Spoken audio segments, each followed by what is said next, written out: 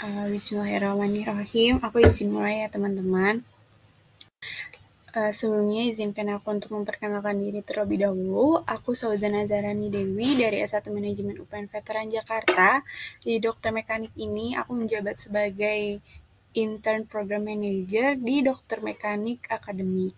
Judul webinar aku hari ini yaitu hubungan antara kecerdasan interpersonal dengan jiwa kepemimpinan. Mungkin kita bisa lanjut ke slide berikutnya, di mana pengertian interpersonal itu secara harfiah interpersonal berarti di antara individu-individu, dan kecerdasan interpersonal melibatkan kemampuan untuk memahami dan berinteraksi dengan orang lain secara efektif, termasuk kemampuan untuk berkomunikasi dengan baik, memahami perasaan orang lain, bekerja dalam tim, menyelesaikan konflik, dan membangun hubungan yang sehat.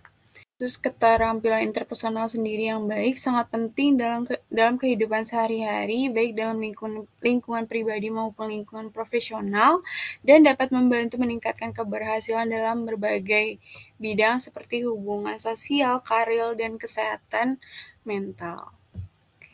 Mungkin di sini selanjutnya ada jenis-jenis interpersonal. Yang pertama itu ada komunikasi verbal, di mana komunikasi verbal itu merupakan interaksi yang dilakukan melalui kata-kata atau bahasa yang diucapkan. Komunikasi verbal ini bisa terjadi dalam bentuk percakapan tatap muka, telepon, ataupun obrolan online. Interpersonal komunikasi verbal ini merupakan jenis interaksi yang dilakukan yang umumnya meliputi kata-kata tatap muka dan sebagainya.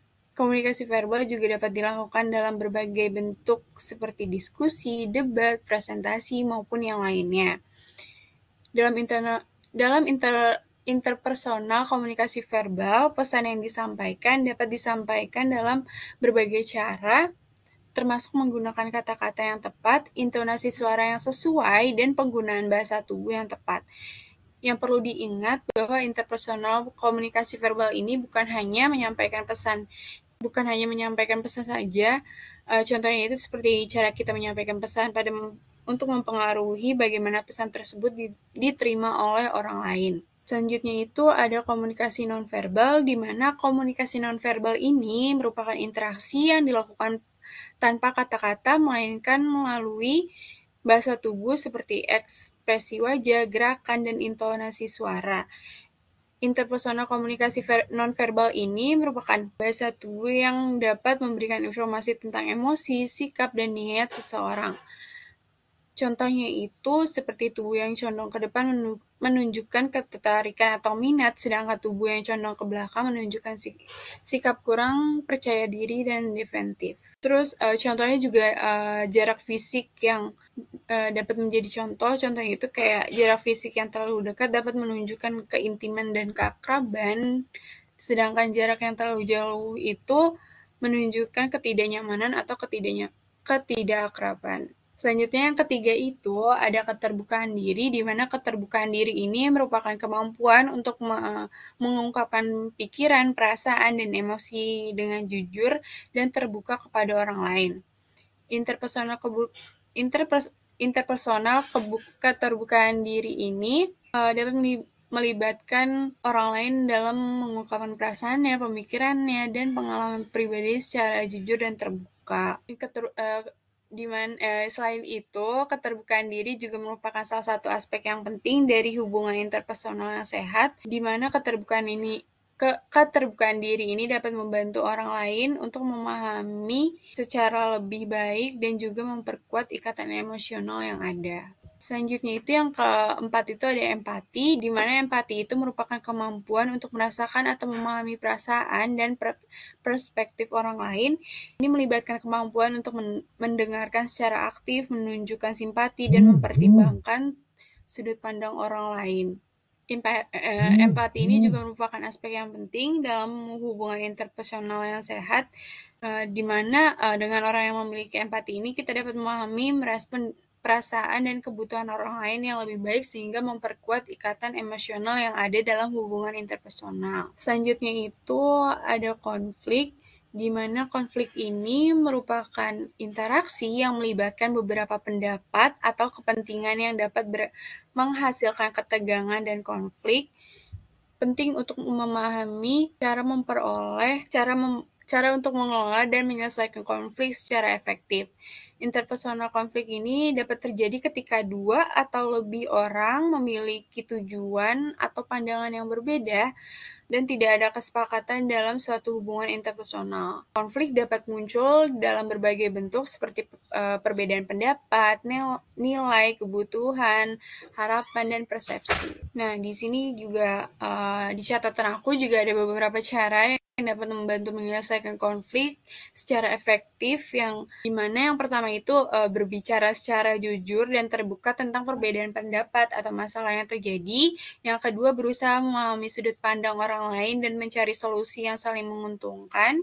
Yang ketiga, berbicara dengan nada yang tenang dan tidak menuduh. Yang keempat, menghindari perilaku yang merendahkan atau menyakitkan. Dan yang kelima itu menjaga fokus pada masalah atau bukan pada orang yang terlibat. Dengan menyelesaikan konflik secara efektif, kita dapat memperbaiki hubungan interpersonal, meningkatkan keterampilan interpersonal, dan memperkuat ikatan emosional dengan orang lain. Selanjutnya itu ada penerimaan, di mana penerimaan ini merupakan kemampuan untuk menerima keberadaan atau keunikan orang lain, termasuk perbedaan dalam nilai, budaya, dan latar belakang. Ya, penerimaan interpersonal ini juga mencakup kemampuan untuk menghormati hak asasi manusia dan memperlakukan orang lain dengan sopan dan menghargai.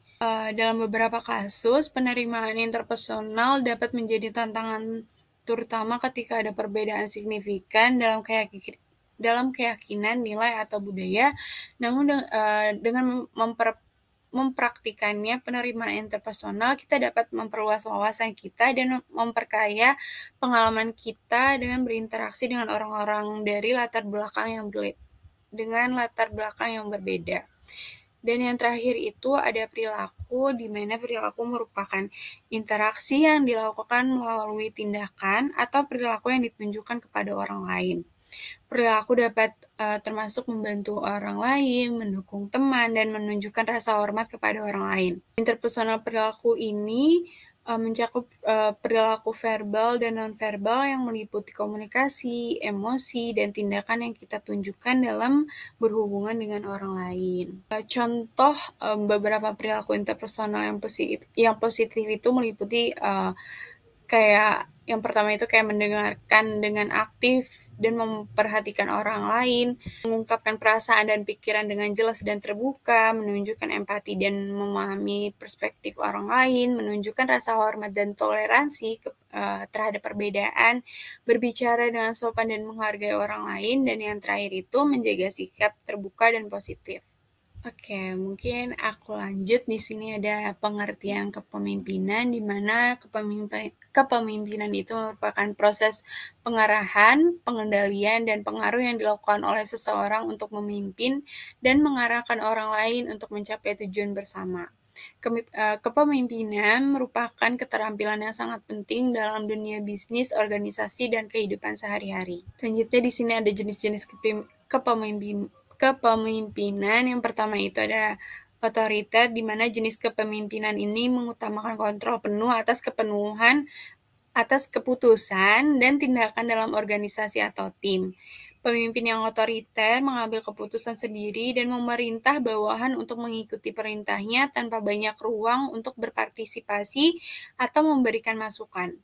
Yang kedua ini ada kepemimpinan demokratis, di mana jenis kepemimpinan ini merupakan partisipasi dari anggota tim atau organisasi dalam pengambilan keputusan.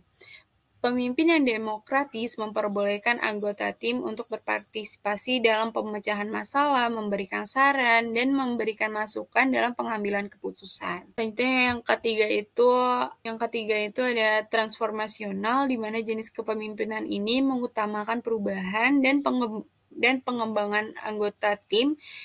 Pemimpin yang transformasional ini berfokus pada motivasi, inspirasi, dan pengembangan kemampuan dari anggota tim. Dan yang terakhir itu ada kepemimpinan transaksional, di mana jenis kepemimpinan ini mengutamakan hubungan antara pemimpin dan anggota tim yang didasarkan pada transaksi atau pemberian penghargaan dan hukuman.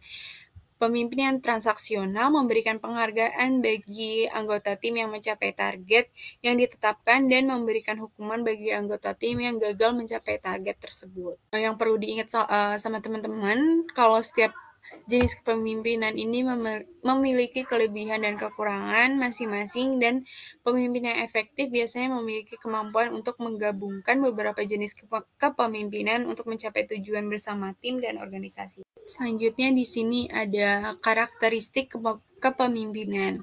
Jiwa kepemimpinan merupakan karakteristik yang dimiliki oleh seorang pemimpin yang membuatnya mampu memimpin dan mengarahkan orang lain untuk mencapai tujuan bersama. Berikut merupakan beberapa ciri atau karakteristik dari jiwa kepemimpinan yang biasanya dimiliki oleh seorang pemimpin, di mana yang pertama itu memiliki visi dan misi yang jelas, yaitu seorang pemimpin harus memiliki gambaran yang jelas mengenai apa yang ingin dicapai dan bagaimana mencapainya.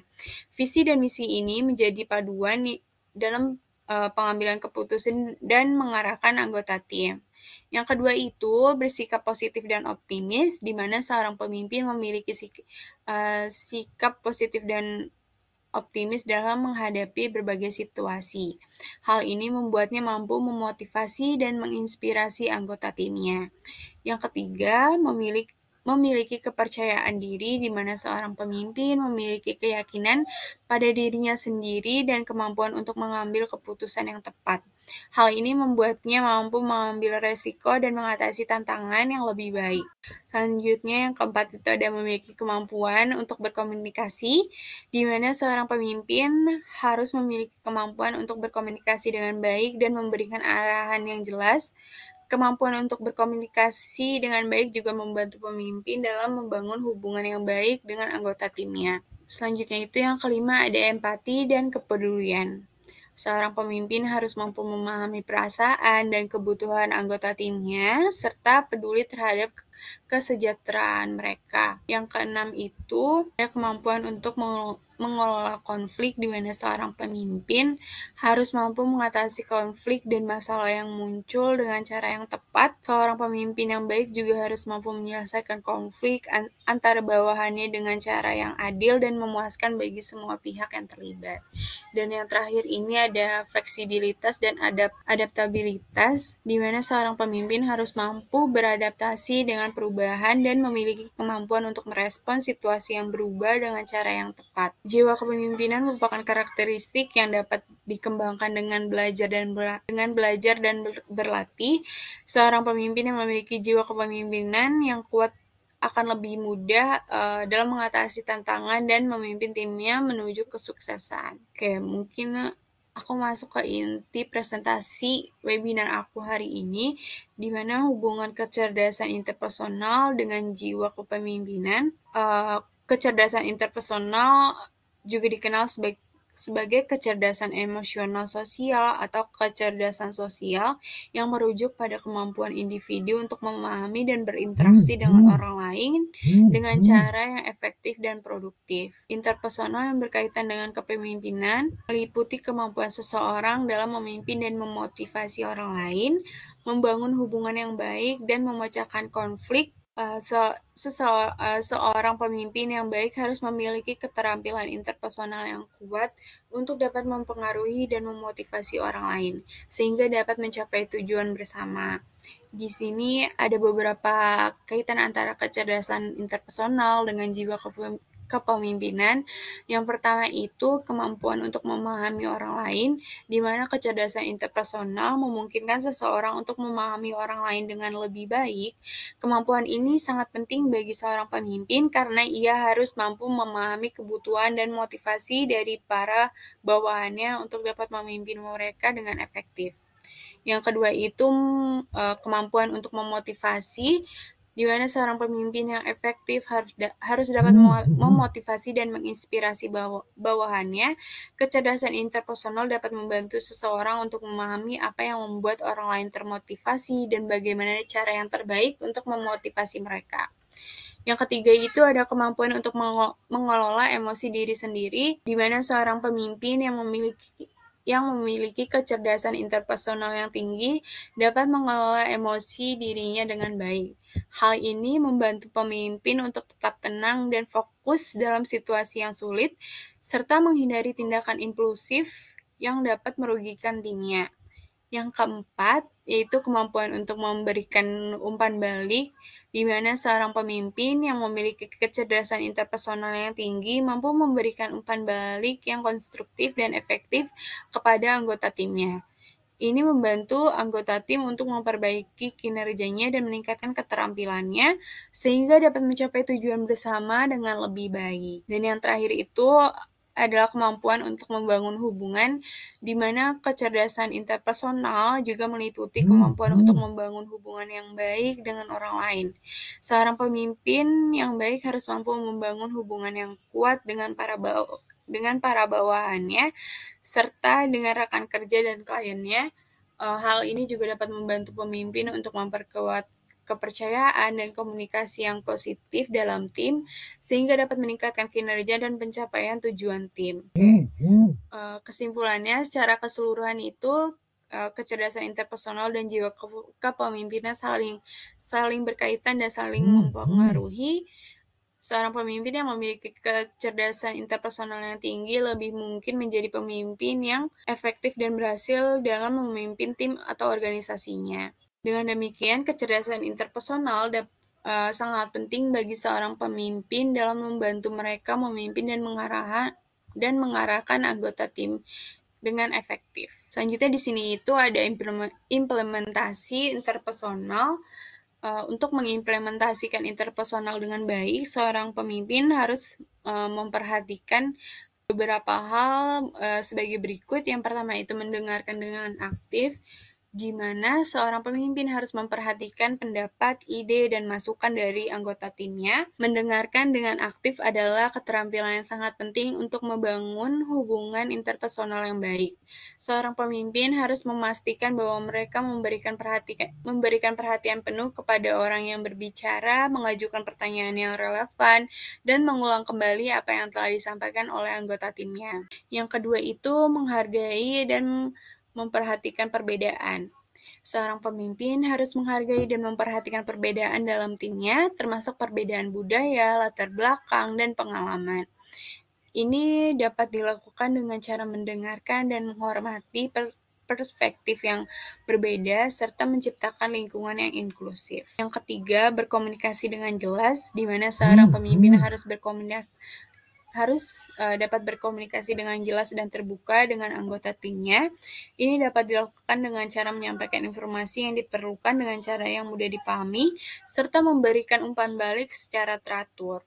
Yang keempat itu menunjukkan kepedulian, di mana seorang pemimpin harus menunjukkan kepedulian kepada anggota timnya dengan cara memperhatikan kebutuhan dan keinginan mereka. Hal ini dapat dilakukan dengan cara memberikan penghargaan dan pengakuan atas kinerja yang baik, atau menyediakan sumber daya dan dukungan yang diperlukan untuk membantu mereka mencapai tujuan. Dan yang terakhir ini, seorang pemimpin harus menjadi contoh yang baik dalam berperilaku dan tindakan mereka. Ini juga dapat dilakukan dengan cara menunjukkan integritas, kejujuran, dan ketulusan dalam semua interaksi dengan anggota timnya. Dengan mengikuti langkah-langkah tersebut, seorang pemimpin dapat mengimplementasikan interpersonal yang baik dengan anggota timnya. Oke, mungkin ini slide terakhir dari aku.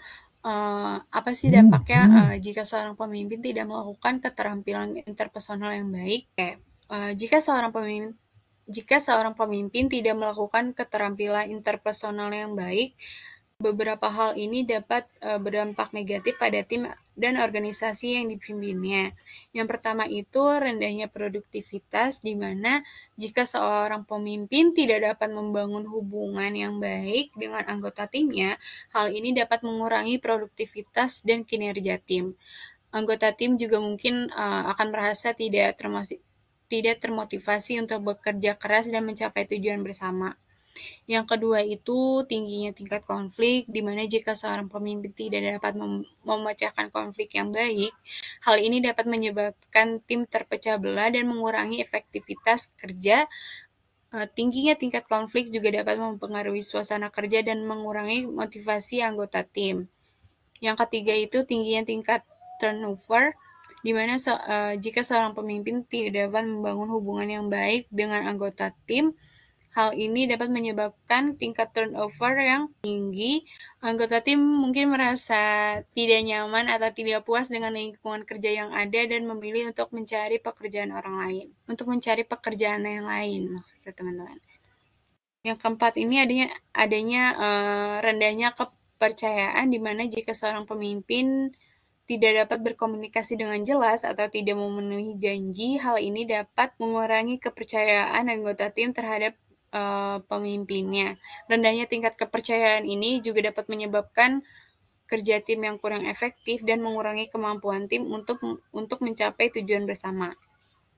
Dan yang terakhir itu menurunnya reputasi organisasi, di mana jika seorang pemimpin tidak melakukan keterampilan interpersonal yang baik, hal ini dapat mempengaruhi reputasi organisasi, dan hal ini dapat mempengaruhi citra organisasi di mata karyawan, pelanggan, ataupun masyarakat luas. Oleh karena itu, penting bagi seorang pemimpin untuk memiliki keterampilan interpersonal yang baik dan terus mengembangkan pengetahuan interpersonalnya agar dapat memimpin dengan efektif dan mencapai tujuan bersama. Oke, mungkin itu aja presentasi webinar aku kali ini. Mungkin kalau ada teman-teman yang ingin bertanya, dipersilahkan untuk raise hand atau boleh komen di chat teman-teman.